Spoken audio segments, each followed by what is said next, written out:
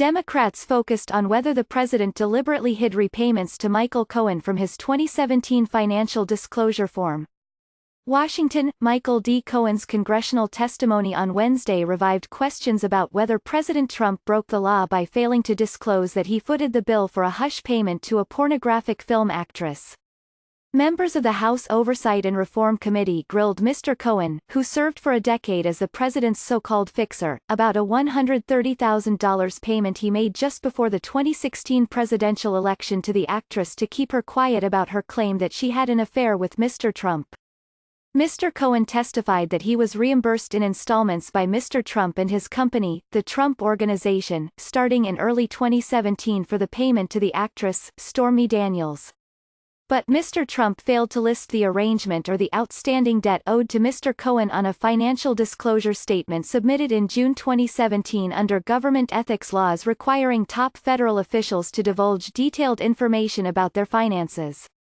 On his 2018 form, he included a footnote listing a repayment of $100,001 to $250,000 to Mr. Cohen, raising questions about whether the 2017 filing had improperly omitted the debt. Democrats pounced on that omission on Wednesday. Why do you think the president did not provide the accurate information in his 2017 financial disclosure form? Representative Carolyn B. Maloney, Democrat of New York, asked Mr. Cohen. What was he trying to hide?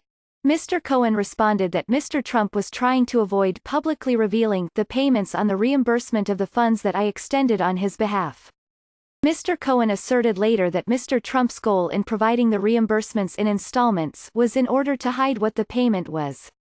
The hush payment has become an increasing problem for Mr. Trump, who initially said in 2018 that he was unaware of the payment to Ms. Daniels.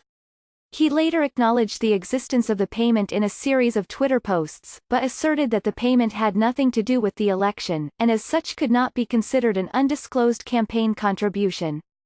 Last year, Mr. Cohen contradicted that, pleading guilty to a litany of charges, including violating campaign finance laws in connection with the hush payment. In his congressional testimony on Wednesday, Mr. Cohen elaborated on the payment scheme and the motivation.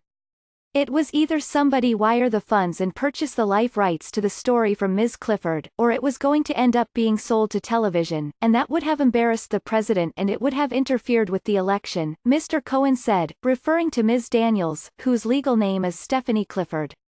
He produced financial records showing that he fronted the $130,000 from his home equity line, as well as two $35,000 checks, one from Mr. Trump and one from an account linked to his business, that he said were among 11 payments to reimburse him for the hush payment.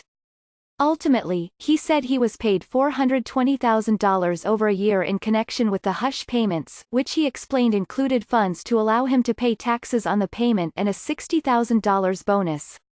All of this was done at the express direction of Mr. Trump, Mr. Cohen testified. We discussed it, he said.